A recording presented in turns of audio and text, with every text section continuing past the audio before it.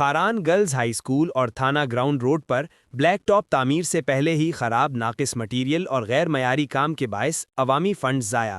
ملاحظہ فرمائیں سلمان بلوچ کی اس رپورٹ میں۔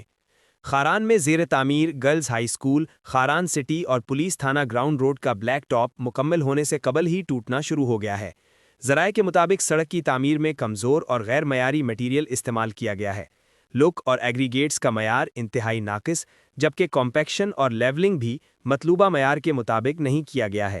بیس کورس اور سب گریڈ پر بھی مناسب کام نہ ہونے کے باعث کئی جگہوں پر سڑک بیٹھ گئی ہے۔ یہ منصوبہ 2020-21 کے پی ایس ڈی پی میں شہر کے لیے منظور شدہ 20 کروڑ روپے سے شروع کیا گیا تھا، مگر سست روی اور ناقص حکمت عملی کے باعث بروقت مکمل نہیں ہو سکا۔ متعلقہ ٹھیکیدار کی ناقص کارکردگی کی شکایات دیگر منصوبوں میں بھی سامنے آ چکی ہیں۔ شہری حلقوں نے وزیر خزانہ و معدنیات میر شعیب نوشیروانی اور ضلعی انتظامیہ سے مطالبہ کیا ہے کہ ناقص کام پر سخت ایکشن لے کر ٹھیکیدار کی فرم کو بلیک لسٹ کیا جائے تاکہ مستقبل میں ترقیاتی منصوبے کرپشن کی نظر نہ ہوں۔